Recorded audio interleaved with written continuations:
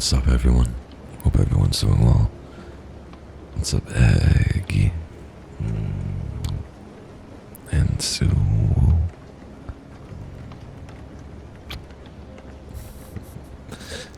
Not Kian. How you doing? And hello, Ivy and Calypso. Unfortunately, today we don't have coffee, and I completely forgot to go and grab something to drink before stream, so it's a short stream. We'll be fine. But for now, we still have this up together, but mine's just going to be a little bit imaginary at the moment. But 1, 2, 3.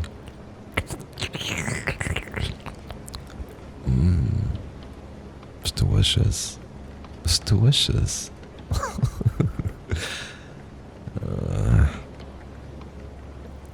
Okay.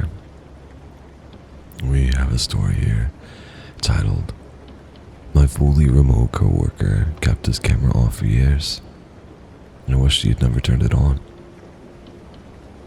James and I both started working at Keystone Data Analytics in 2019, right before the pandemic. We were pretty good friends.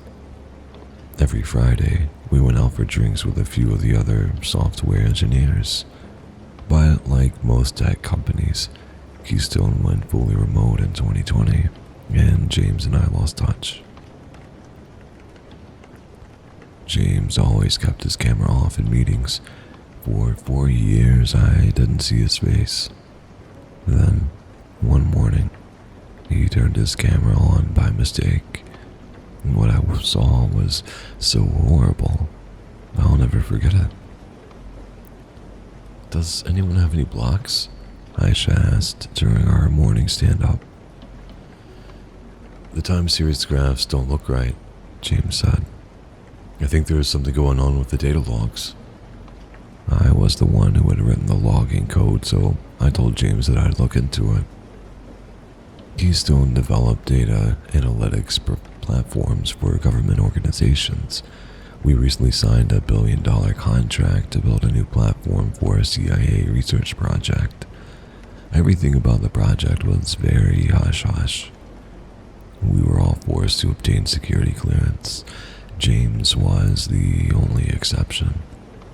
He had all kinds of authorizations that the rest of us didn't have. The rest of us were forced to return to the office. He was the only one allowed to stay fully remote, too. When I asked him about it, he told me that his uncle worked for the CIA and that he worked on a few other CIA-linked projects before they had required high-level security clearance. Keystone valued his expertise and wanted to keep him happy. After looking through my code, I thought I'd found the problem. I fixed it and then messaged James on Teams and asked him to look at the time series graphs again. He said they still didn't look right. "Can I call you?" I asked. "Okay, Aggie. Have a good day. Love you." "Sure." I started a video chat, expecting, like usual, James to join with his camera off. Instead, though, his face filled my screen. He looked skeletal. His eyes were completely white too, but even stranger than that, a tiny, deformed man with a hooked nose and beady black eyes sat on his shoulders, pulling his hair. James's screen went black. "Thanks for looking into this, Carson," he said as if nothing had happened. "This time series graphs are still all over the place. I'm looking at the data and the dates still don't look right." I barely heard what he said. I was still in shock, frozen. "Are you okay?" he asked. "Sorry, can you repeat that?" "The dates in the data don't match the dates in the graph." I scanned my code again. I could barely focus though. I kept thinking about what I had just seen. "I'll have to get back to you later," I said as I ended the call. I didn't want to believe what I had seen was real. I told myself that I just imagined it. but I knew I hadn't. I walked over to our team leader Aisha's cubicle. She sipped her tea and then looked over at me. "What's going on, Cameron?" "I just got off a call with James. He didn't look well." "You actually saw him?" "I know this is going to sound strange, but there's something else in the room with him." "And?" "He was sitting on James's shoulders, pulling on his hair. James looked like he hadn't eaten for weeks, too." "You think he's being abused?" "I have no idea what's going on, but I can't stop thinking about what I saw." "Maybe we should go check on him after work." "That's a good idea." Aisha and I made plans to go to James's apartment building together after work. We got there around 6. I buzzed his apartment. "What's up, Nix? Have a good sleep." "Thank you very much for the coffee, which we don't have. We will definitely drink something at some point. Probably after stream because I don't want to get up." But, yummy. Kit Kat stretch.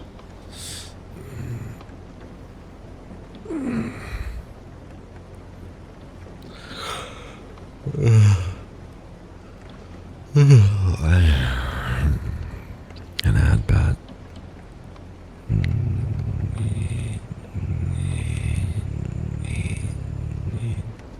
Thank you. And Burgundy and Gata. Let's have this up together. 1, 2, 3.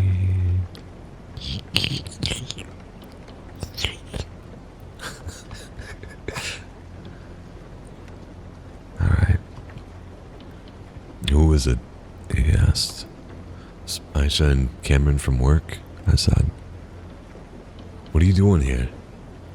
"We were in the neighborhood. We thought we'd see if you wanted to join us for drinks." "I'm busy." "I saw you on camera today. I saw that other person too. Aisha and I just want to make sure that you're okay." "Sorry, that's my nephew. He was just playing around. I'm watching him while my sister's out of town. If you could just come downstairs and talk to us for a minute," Aisha said. "It would make us both feel a whole lot better." He hesitated, but then agreed. He looked even worse in person than he had on camera. Pale and thin, his neck covered with bruises. "What happened to your neck?" Aisha asked him. "My nephew loves to jump on my shoulders, thinks it's hilarious." "The person I saw on Teams really didn't look like a kid, though," I said. "Could I use your phone for a second?" he asked. "Sure." I unlocked my phone and gave it to him. He repeated, "Don't think," while he quickly typed a short message and then gave me the phone back. "I need to get back upstairs," he said. He walked back to the elevator. When I turned around, I noticed his back of his neck was bleeding. "What did he write?" Aisha asked me. "Call my uncle. Chimera 3 is loose." We both felt uneasy, but we decided to go home after agreeing we'd try to track down his uncle's number at work the next day. "Thank you, Sue."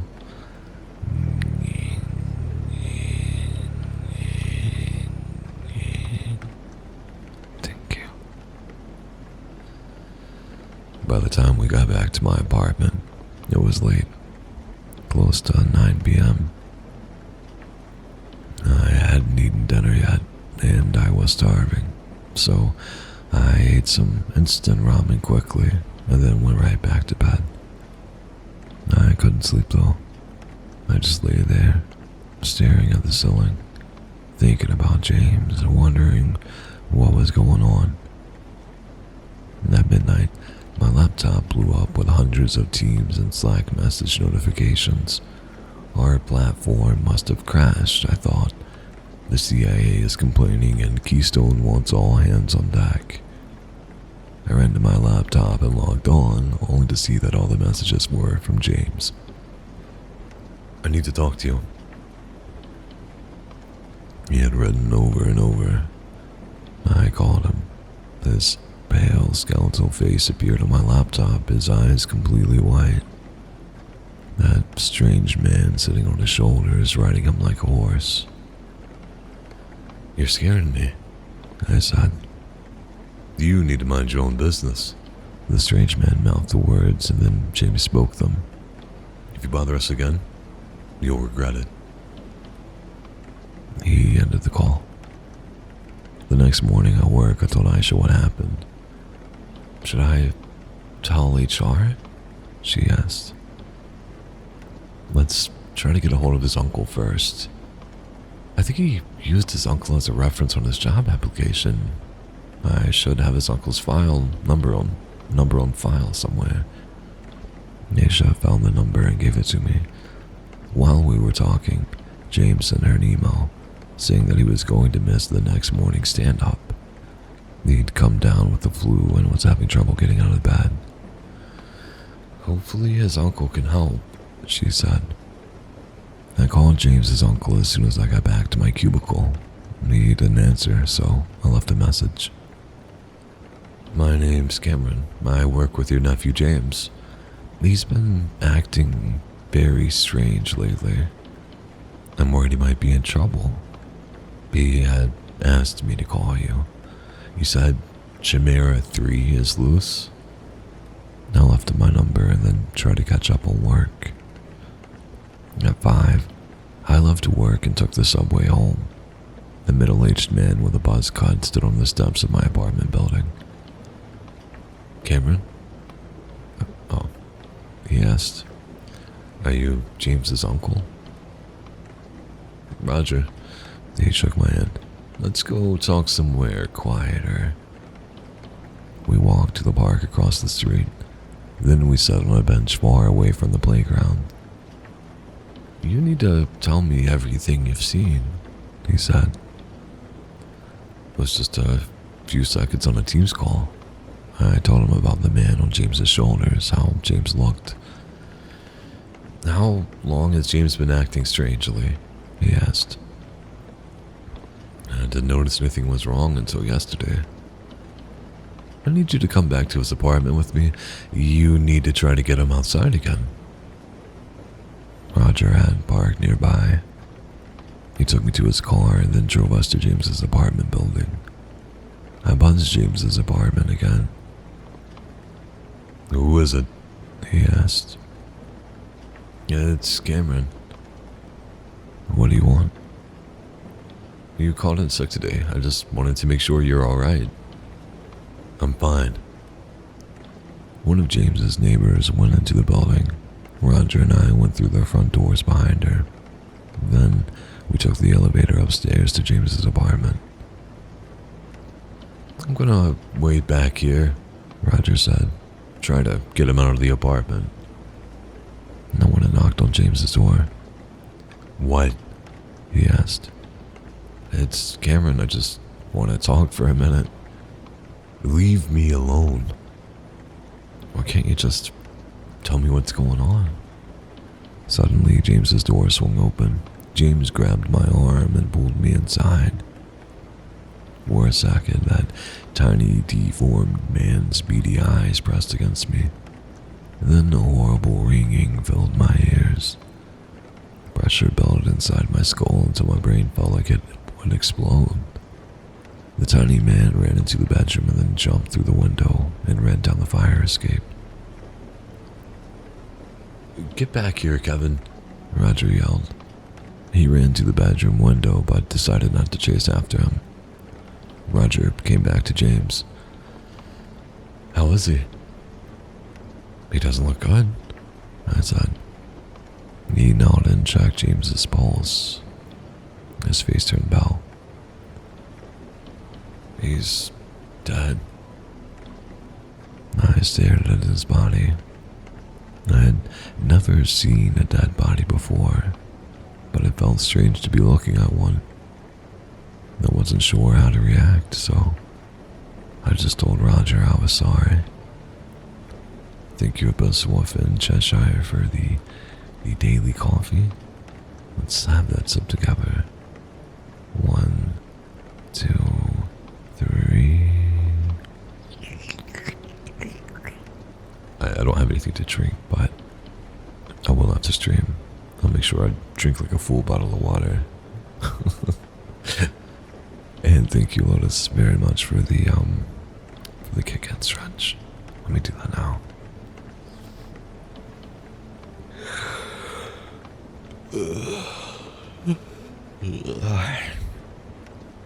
Yummy. What's up, Bianni? Anyone through meow redeem? Yeah, yeah, yeah. Nico, Nico, ni. And private lover, welcome in, buddy. What's up? That's up to cover. 1, 2, 3.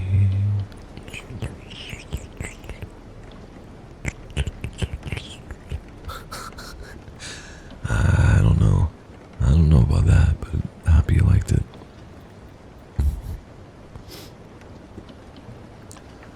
The police arrived.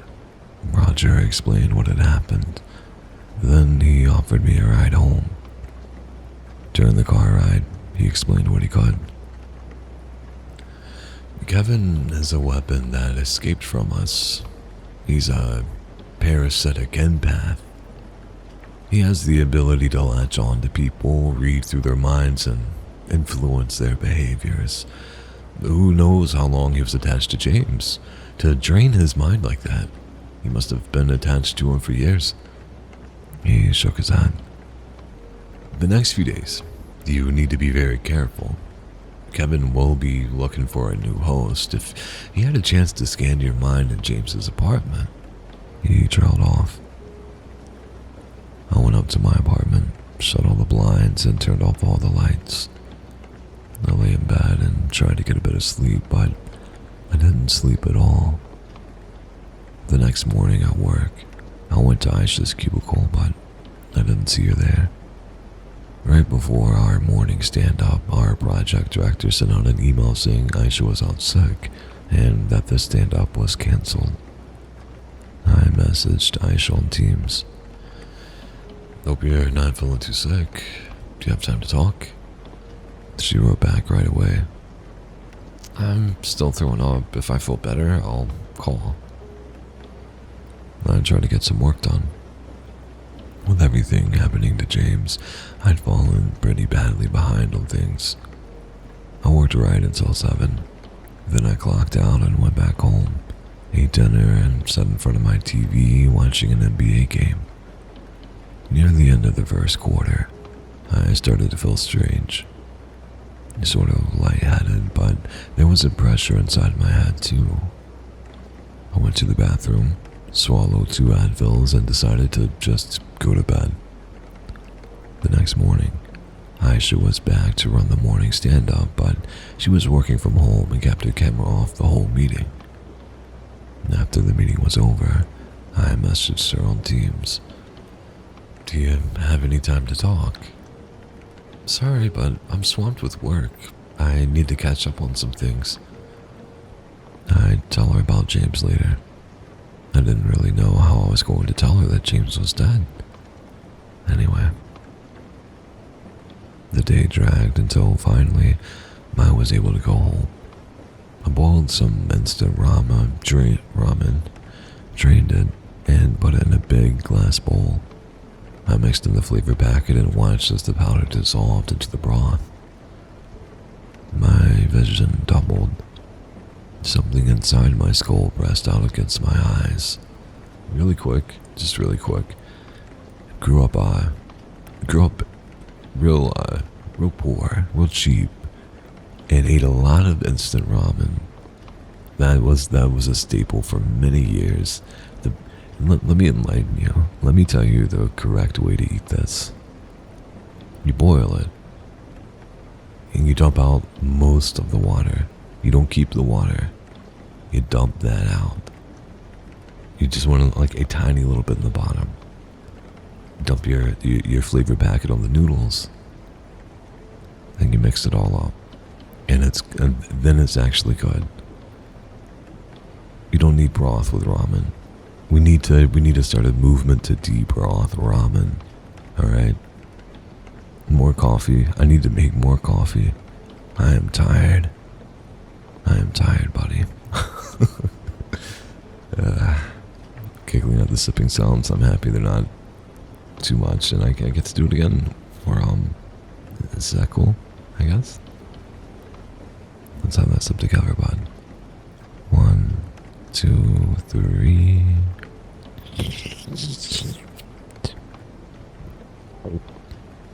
Yum. But I like the soup, otherwise I agree. No. It's okay to be wrong, and it's surprisingly even okay for you to be wrong sometimes, so it's very rare. But I want you to know that I still love and accept you, no matter what. It's okay. Just imagine you laughing your ass off in the office. Nobody understands why.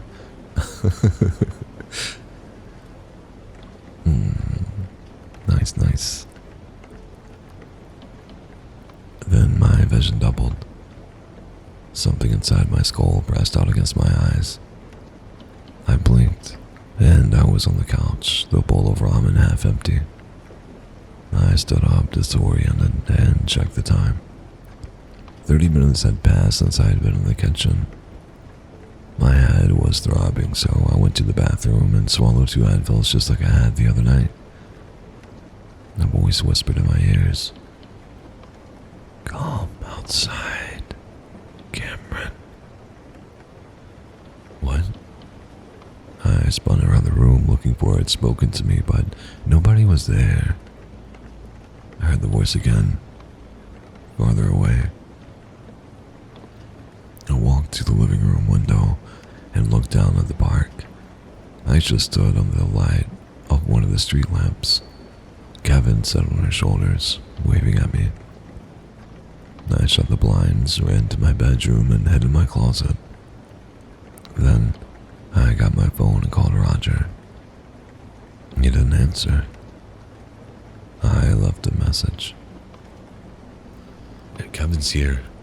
He's outside my building." I held my phone in my shaking hands, trying to project my thoughts into Roger's mind. Call me. Finally, my phone lit up with a text message from him. 2 minutes out. Stay calm. I tried to write back, but then my vision widened. The carpet pulled upward into my eyes. My eyes were filled with white static. When the static faded, I stood in the park next to the empty playground. Above me, the stars shone in the night sky. "It's a beautiful night, isn't it, Cameron?" Aisha and Kevin said. "So calm. So peaceful." Aisha stepped towards me, her eyes completely white. Kevin held onto her braids with one hand, while the fingers of his other hand were pressed inside her spine. I started to run, but my legs froze. "You can try to run," Aisha and Kevin said, "but you can't get away from me." I wouldn't let myself end up like that. I forced myself to keep running, but like running in a nightmare while my legs moved. I didn't move forward. I glanced back and saw Aisha and Kevin walking slowly towards me. "Get on your knees," they said. I need to get on. I couldn't control my body anymore. I knelt on the ground. Kevin pulled his fingers out of Aisha's neck and then jumped off her shoulders. She fell to the ground, unconscious. "Now, let's get to know each other better," Kevin said. He walked around me and grabbed onto a handful of my hair. Right as he began climbing onto my shoulders, though, a horrible screeching sound cut through my ears. Kevin fell over, screaming in pain. "Make it stop. Make it stop. Roger walked towards us holding out some kind of auditory device. You've been very bad, Kevin, he said. You've hurt a lot of people. I don't want to go back. Armed soldiers appeared around us dressed in camo, their faces covered with black masks. As Kevin lay on the ground, twitching in pain, they cuffed him and then dragged him into the back van parked on the street. Roger put his hand on my shoulder. Are you okay? You got here right in time. I've been staying close to you. You're a lot like James. I had a feeling Chimera 3 would like you. He pointed at Aisha. How long was your friend connected? 2 days, I think. She should be fine, but we'd better get you both to the hospital. Yahoy. Yahoy. Welcome in. Cass, I guess. Or me, I don't know. And another cat boy. Nice. Nice to see you, Jay. Welcome in. To be honest, I occasionally just eat ramen raw, but I accept that it's not common. Nice. I'm gonna level with you. As I stated before, ramen was instant ramen was a staple growing up. Yeah, we tried it. We've tried it. It's not good. It's not good. How can I get a daddy voice like you? Drink a lot of beer, smoke a lot of cigarettes, be depressed. Works every time. Is this pre-recorded? Absolutely. We always make sure that we pre-record everything and stream. Absolutely. Okay, Sue. I love you too. Yeah, Yumi's right. It's definitely a joke. No, he's reading a story. He will reach out when there's a good spot. Thank you, Biani. Appreciate you. Oh, and we're nearly at the end of the story, too. Aisha and I were brought to a military base where the doctors ran a series of tests on our brains. The doctors said I seemed fine. They weren't quite sure about it. They assured me that Aisha should be back to normal soon, too. They just wanted to keep her at a hospital a bit longer. But again, they didn't seem certain. I'm very sorry this happened to you, Roger told me. James had been helping develop some containment software which put him in contact with the Chimeras. Chimera 3, in particular. It took a liking to him, but we thought our security protocols were secure. He hung his head. They weren't. Back at work, my coworkers had lots of questions about James and Aisha. The CIA managed the cover-up. The story they had given Keystone was that James had left for another job in Florida, and Aisha was away on sick leave. I went along with the story. I said I didn't know anything that Keystone didn't. After leaving the hospital, for the next few days I had a pretty bad headache, but then my head started to feel better. The only problem was that every now and then, time skips ahead again. I lose 30 minutes to an hour. During the gaps, I've done things I don't remember doing. It's terrifying, but I hope the time gaps go away soon too.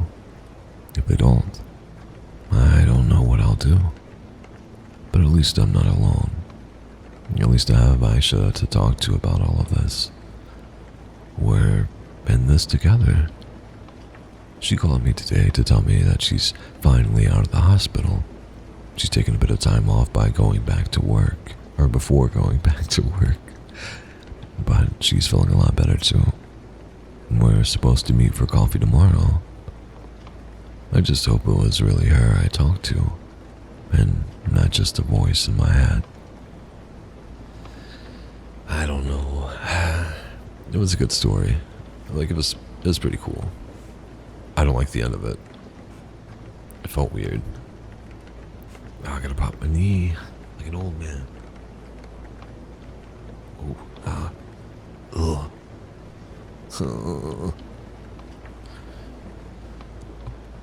We'll find another story though. Let's see.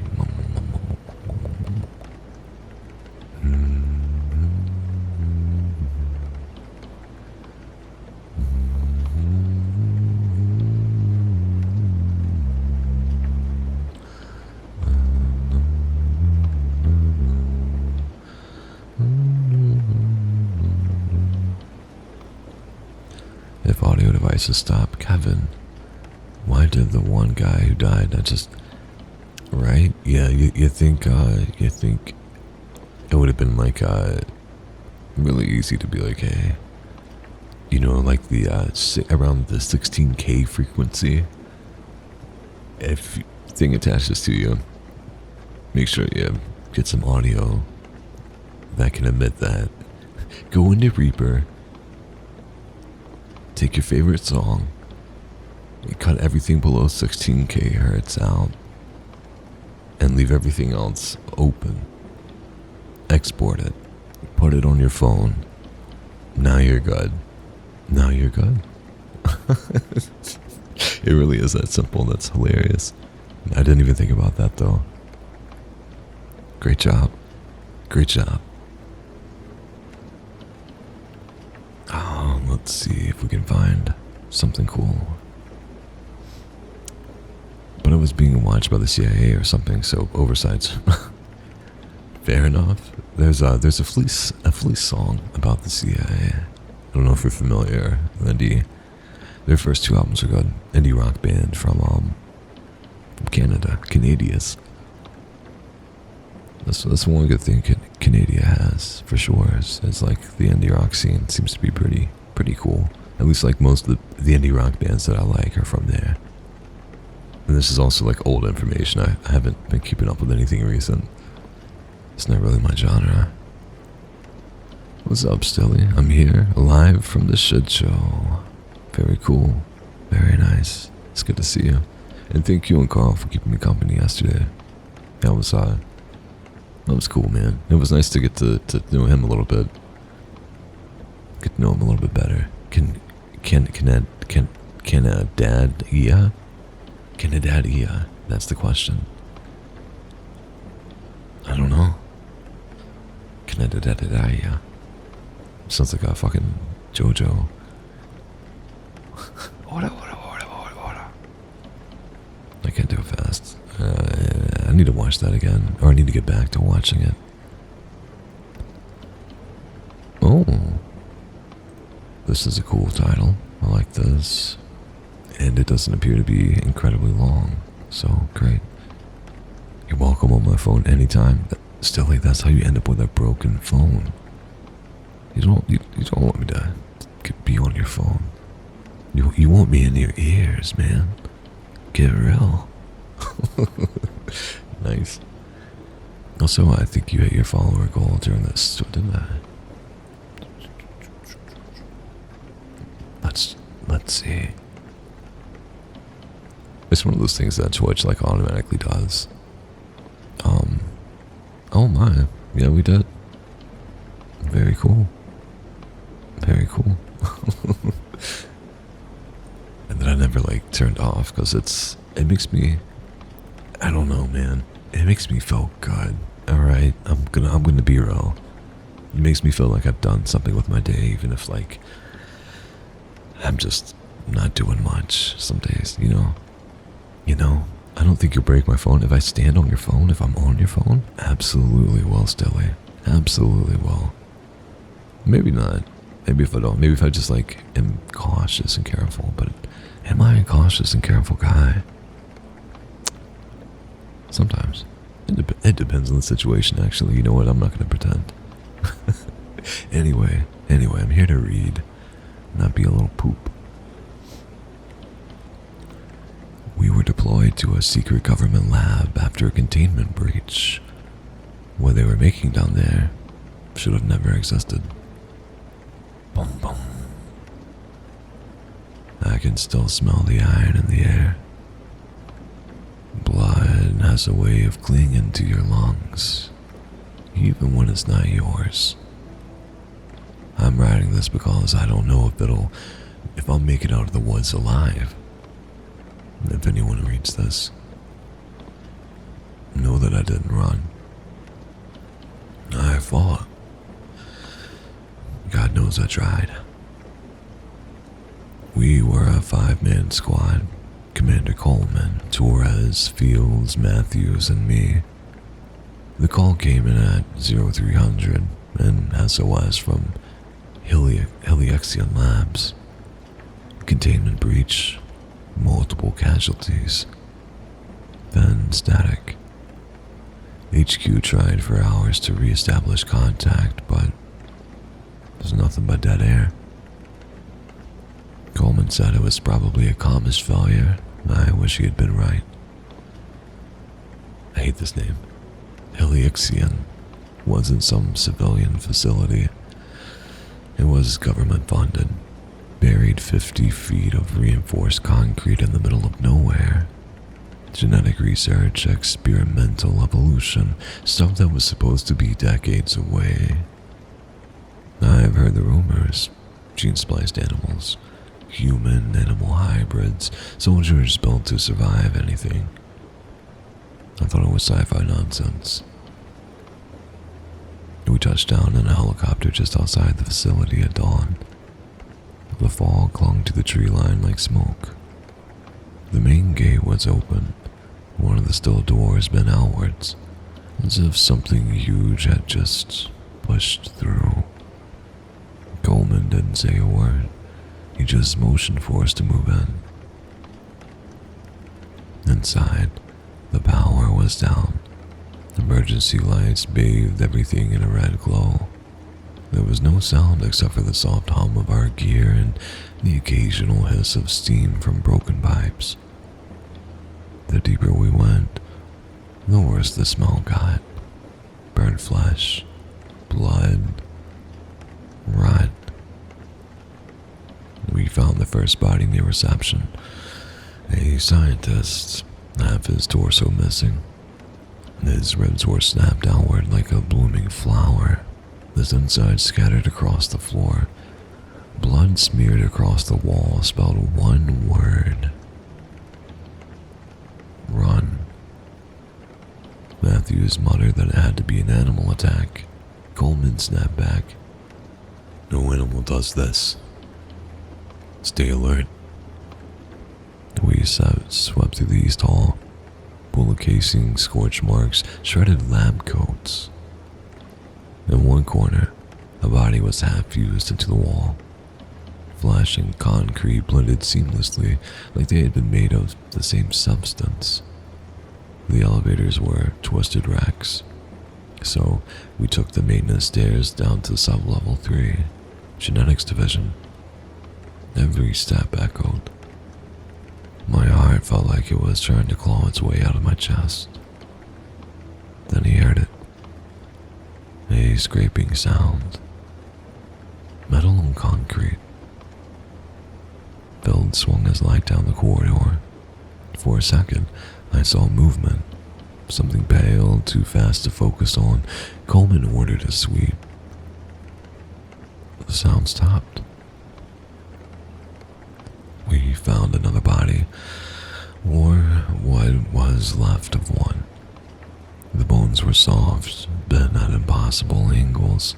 The skin was melting off like candle wax. Torres gagged.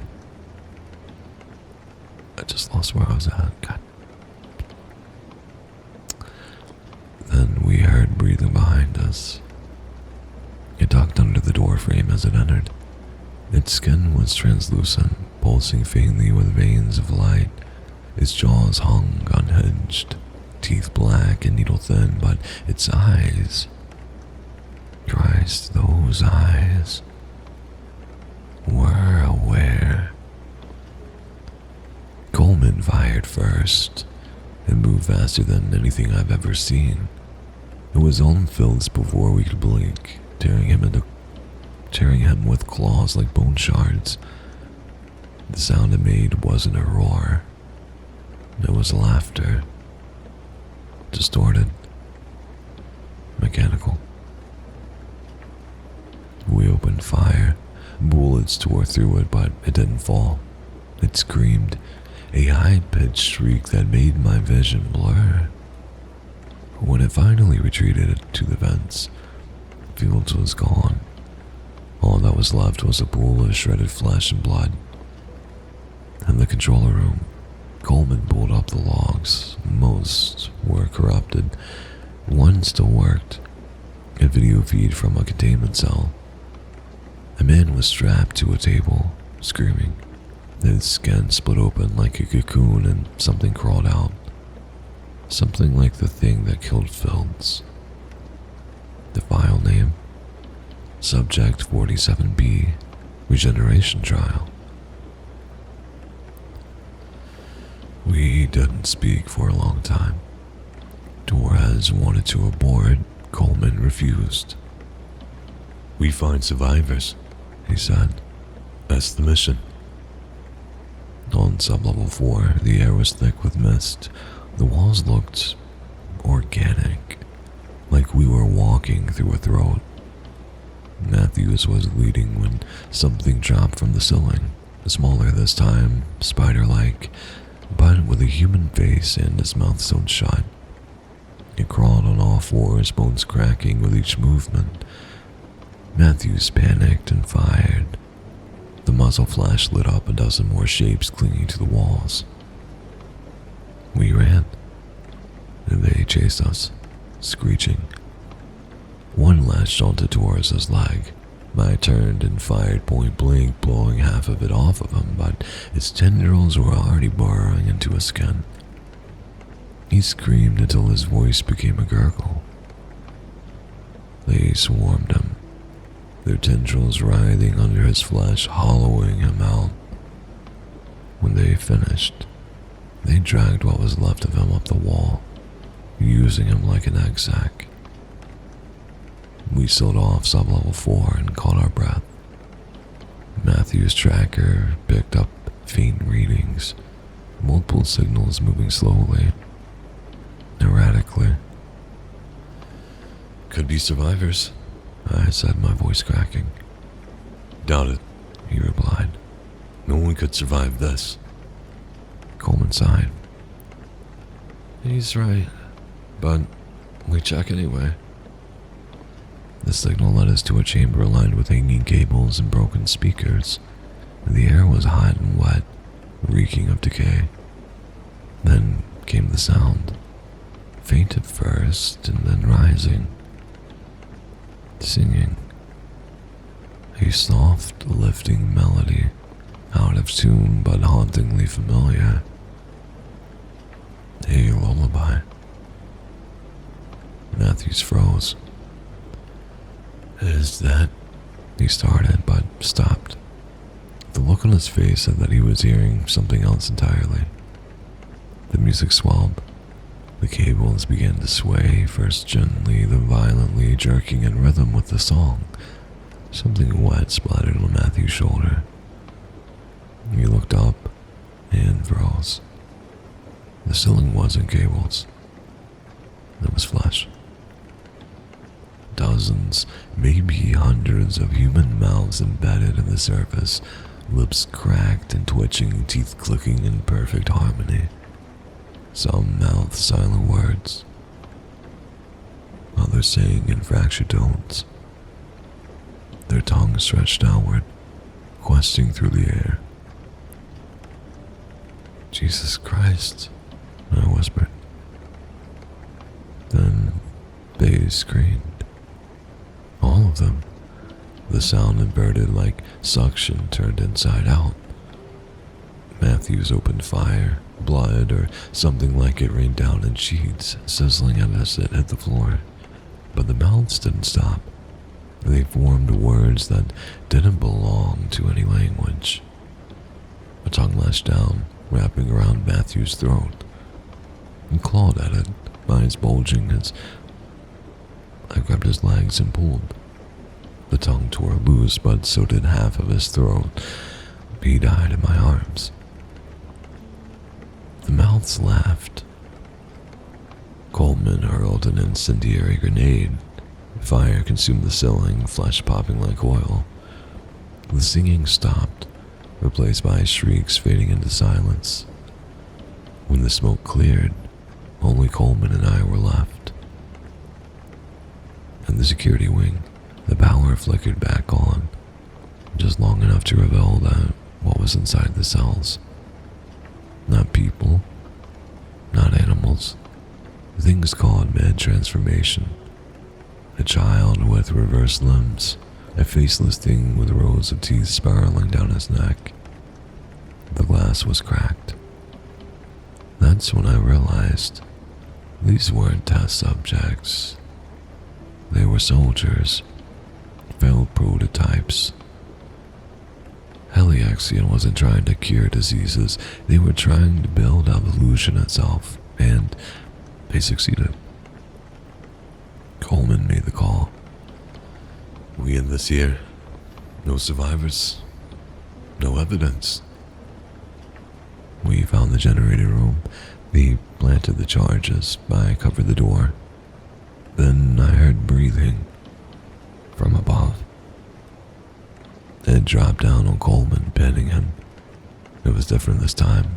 Bigger, more complete. Like the others had been prototypes,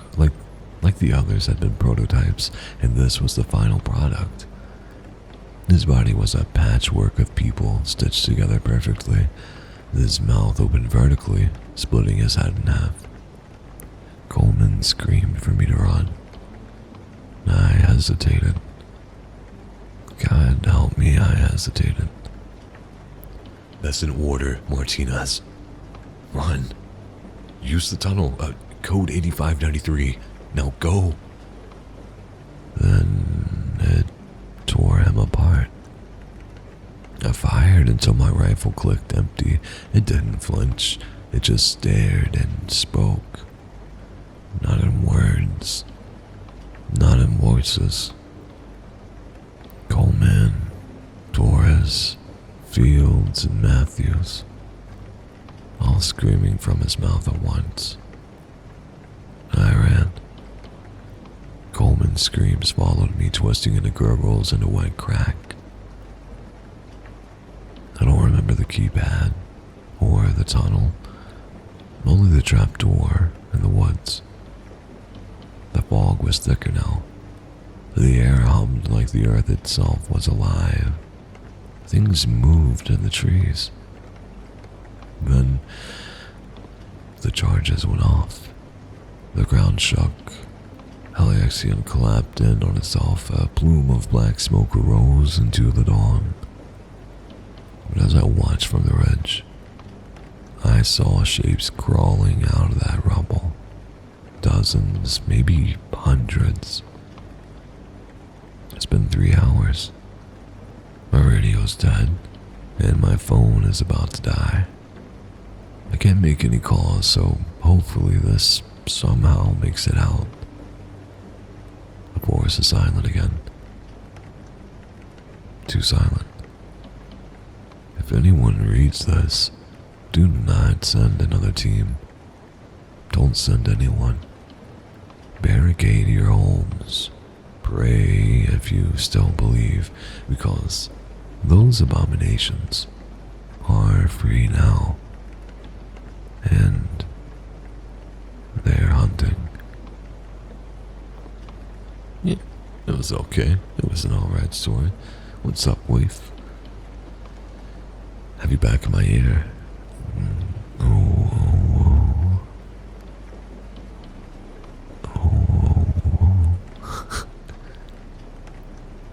What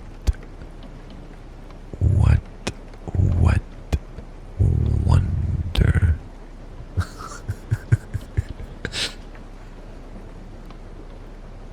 Hi Sue, I miss you and I hope work is good. It's very sweet. I got chicken tenders and I can't stomach solid food. I've made a mistake. Listen, I will happily take your chicken tenders.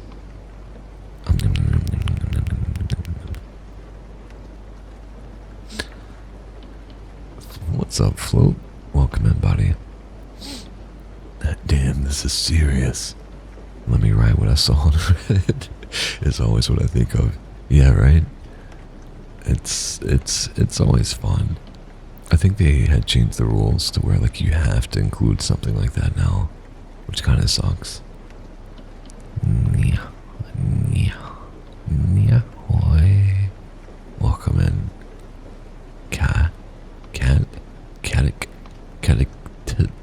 Tits. Welcome in, Titus. That's not your name, I think. So probably F on my end, but I couldn't stop myself.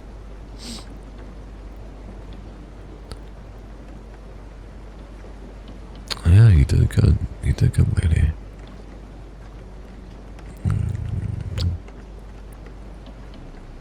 Be the muscle mommy you were born to be. You would be shocked. But I'm just gonna keep things to myself. Department boss.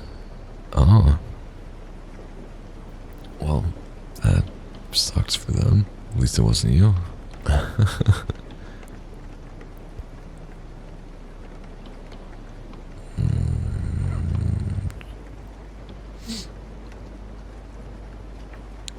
See if I can find a short story.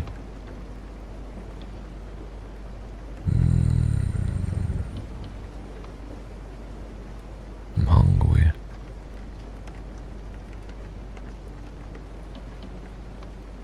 Oh, Sue was a real life muscle mommy. She has a surprising amount of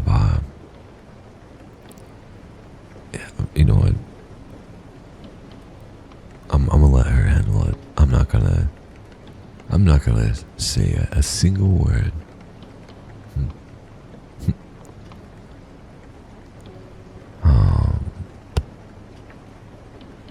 Gosh, none of these are really sticking out.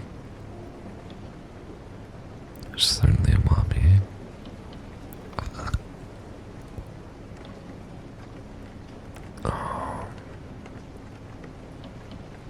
This is a slightly interesting title.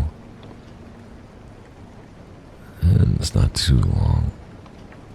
Muscle mommy is physically strong and looks like could crush me. And I would say I'm aware of what a muscle mommy is. Oh.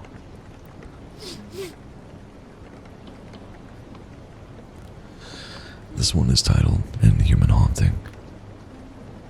I lived in a place that met the criteria of a small Wisconsin town. At least 2 churches, 3 bars, and a grain elevator. This town was luckier than most. It had a furniture factory that you've definitely heard of and a chicken processing plant that you probably haven't. So, there are places to work after high school if your ambition doesn't lead you elsewhere. If a young person gets bored in the small town and doesn't feel like going to one of those 3 bars, there is at least plenty of nature. My plan for the day was to pack a lunch and a couple of A&W root beers. Yes, root beer's great.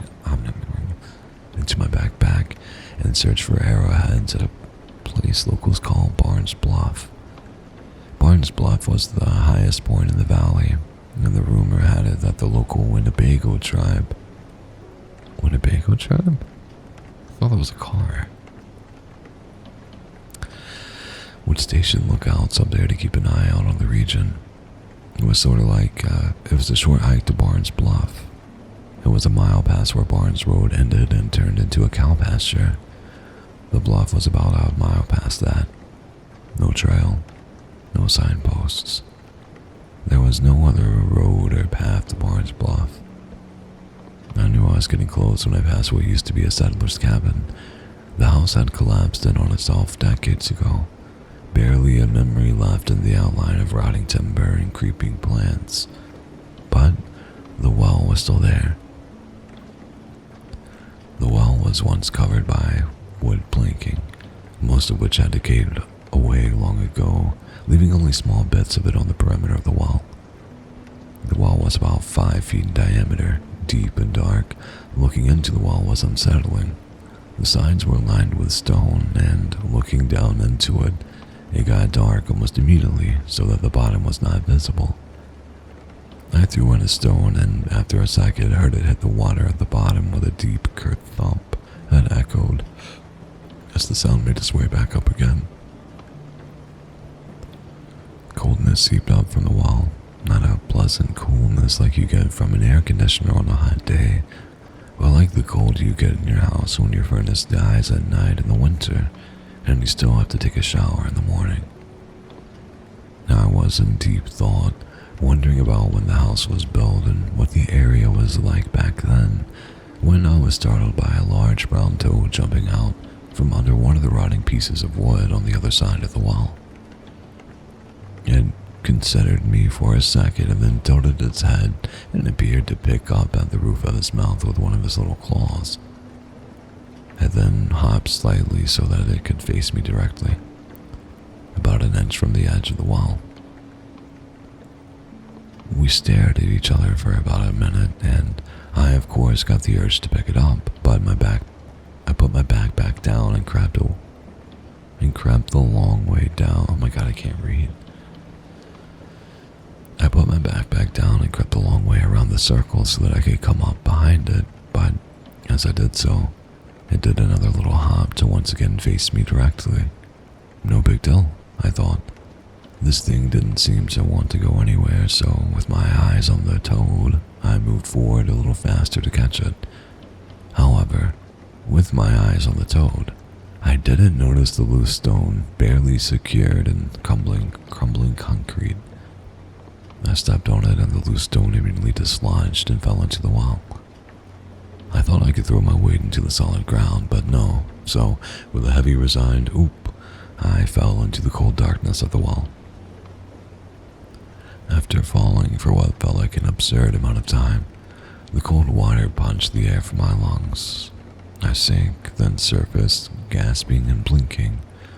The sky was only a pale circle now, about the size of a softball and further away than I thought it should be. There was no bottom beneath my feet.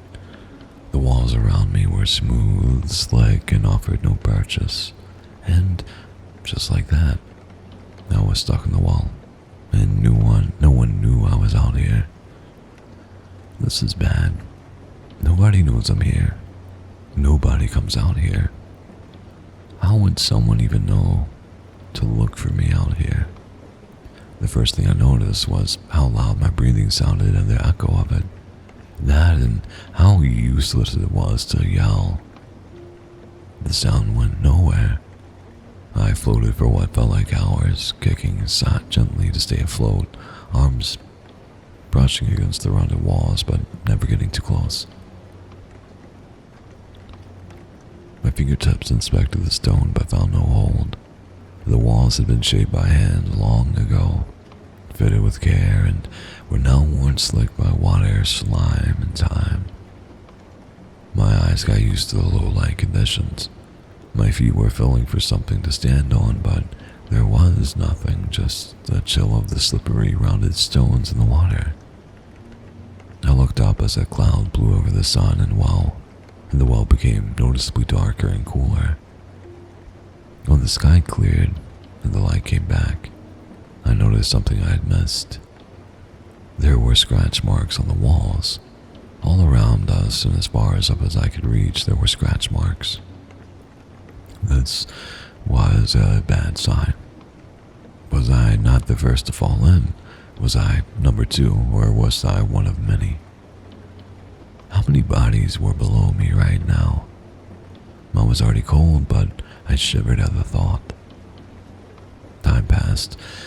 I cannot tell you how much. The water clung to my clothes and pulled the warmth from me. I turned over onto my back, crossed my arms, and closed my eyes. Then I felt it.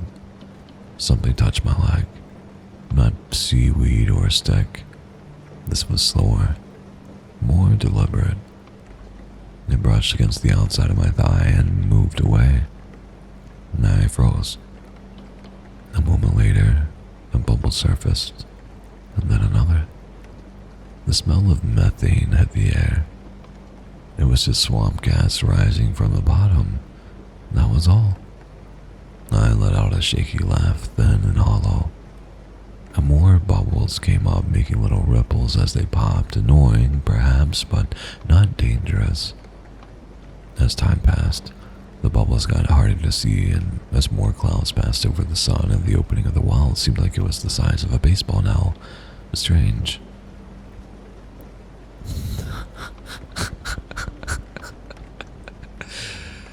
Yeah, a fart. Chichi bunny. Chichi bunny. I'd have a cup of yogurt and a bowl of muesli today. That doesn't sound like a lot of food. But you do you. I'm not going to tell you how to live. Forced yourself to eat two of the chicken tenders and had a cup of cottage cheese. Bare minimum? Yeah, sounds like it. Hope you, I don't know, hope you eat a substantial amount. Both of you, I hope you eat an adequate amount of food to stay alive at the very least. And it seems like you have. Gigi. Be happy a certain otter isn't here. Though Sue can also be ferocious when the people she cares for don't take care of themselves. There's water in Dr. Pepper. Dr. Pepper is great. Dr. Pepper is wonderful. I think Tofu might just be hungry. I am, yeah. I am. I don't know what I want to make. I don't want to make anything. That's why I haven't eaten yet. And congrats on the bi-weekly cup of water. Yay. I will be better when I get home. Work is still on fire. I feel ya. That's me. I'm about to get home. I will devour the other half of the yogurt. But first, shopping for more yogurt.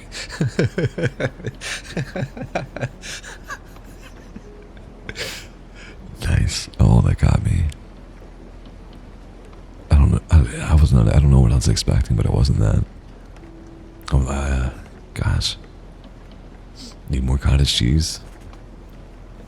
Who eats cheese from some cottage? You know? Half. Anyway, back to the story. It seemed like a minor inconsistency compared to the fix I was in. Then it happened. I saw a swirl in the water that was not followed by bubbles popping. The water was black. I could not see what was below the surface, but something moved under the water that was not bubbles, like the tail of a big fish. I watched through wide eyes, pressing myself against the opposite side of the wall, and then I felt something I could not see. Something cold and substantial bump against my foot. Fear of what I couldn't see touching me from below, and the fear of drowning or being pulled down into the dark, cold water was too much. I spun around and tried to claw my way up the wall. I couldn't get a hold of anything on the slick walls, which only serves to increase the frenzy of my hands trying to grab something, anything, without my brain even needing to ask. Then the water behind me rose slightly, like something was pushing up from below. I heard a noise. A breath. It was not mine. The water lapped against the walls, and then I saw it rising slowly from the center of the wall. What's up, Sonoma? How you doing, buddy? First came the top of its head, long strands of black hair slicked to a gray scalp. Then a face, or what had once been a face. The skin was shriveled, loosely draped over bone. The mouth hung open, full of water and missing anything that could be called a tongue. The eyes were the worst. They glowed red, not bright but steady, and showed a deadly intelligence behind them. Around his neck hung a necklace made of bear claws. Tied to his throat was a black pouch, slick with water, sagging and greasy, an indication of its contents. The skin on his arms was like old leather. The hands twisted into claws that reached towards me slowly, taunting, like it knew I had nowhere else to go. I couldn't process what was happening. Not in this ordinary pasture, surrounded by these regular woods on this hill. like thousands of others. My brain started losing it and my throat let out a sound that language could not accommodate. The primal terror of prey caught, vulnerable, in a trap without the ability to escape. As I felt a roaring in my ears, I noticed it was getting darker, and then I heard from above me, "Hey, are you okay down there?" The normalness of the question, compared to what I was seeing right next to me, made it hard for me to comprehend what was just said. I looked up to see a man in his 50s looking down, plaid shirt, overalls, a green John Deere hat, and thick glasses, peering over the edge of the wall, looking concerned. "Can you hear me? You okay?" he asked again. Where the horror had been was now a downwelling of water.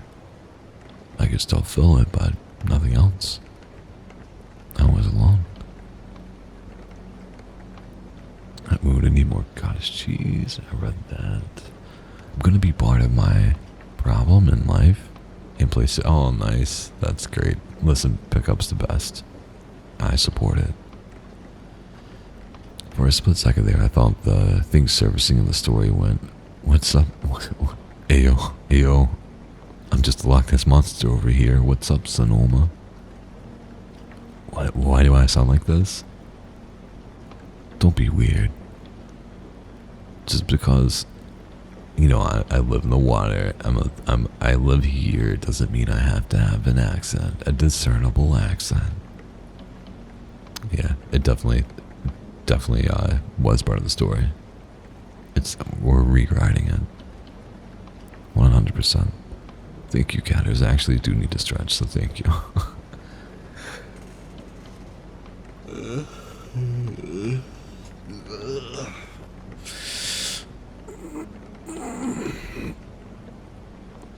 Yeah, I mean, cool cameo for a cool person. It works. We're almost finished with the story. We can chat a little bit after, but it's probably going to be the last one we read. Just so you know. That man, Haynes was his name, salt of the earth kind of guy, was moving cattle through the area, saw my backpack by the well and came over to check it out. He got me out into the hospital when he saw that I couldn't speak. He told me how lucky I was that it was clouding up, and he didn't want to move his herd in a storm, so he did it early. Years later, I was passing through the area on a business trip in the early 2000s and noticed a ho chunk, the more appropriate name for a Winnebago cultural event, so I went. The event was held at the fairgrounds with music and dancing, local vendors, and a booth marked with the seal of the Ho Chunk Nation. I stood near the back for a long time until a man noticed my staring and waved me over. He was in his 60s, I had guessed. Deep lined face, eyes that measured things before speaking. I told him the story. He listened carefully. When I finished, he did not smile or laugh. He just asked, "Where was the well?" I described it. He nodded. "We have no stories like that. That's not ours." I blinked. "But the Ho Chunk were there, right?" "We were, and before us, others. The mound builders, the Mississippian people, before them, we don't know.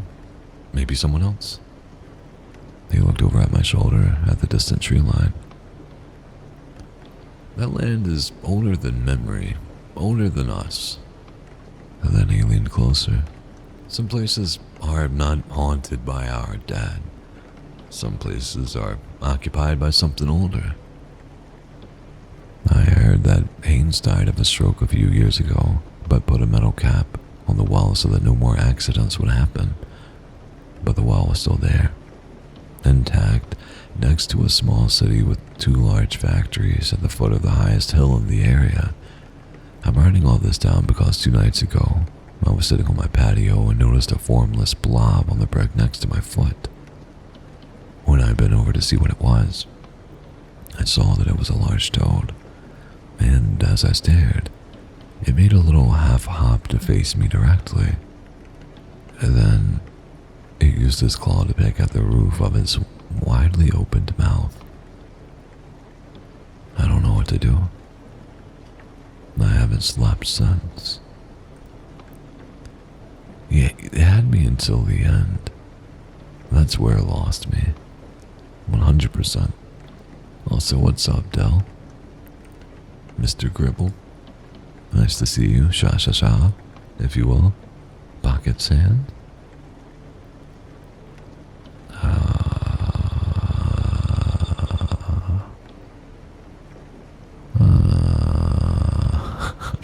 I'm just gonna make a bunch of really annoying sounds. I'm tired.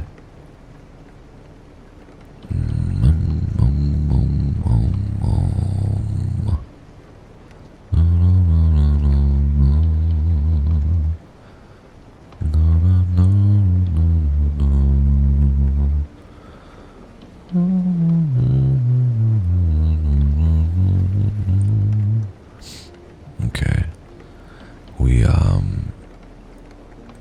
I don't remember who I raided last time, but we are gonna do a little raid. I feel like we raided Nad Kian Yan last time, so we have somebody else that I follow that is streaming currently. We'll go raid them. I went to go back to work and got a bloody nose. God said no today. Big F. Thank you guys very much for today. Thank you for hanging out. And I will see you tomorrow around the same time. Give or take an hour or two. But I'll see you when I see you.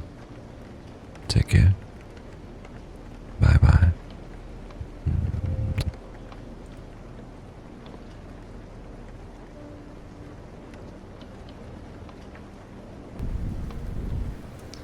Good Thursday. Take care. Good luck at doing your chores. You got this. Cookie. Welcome back. Welcome back. Thank you so much for the raid. Welcome.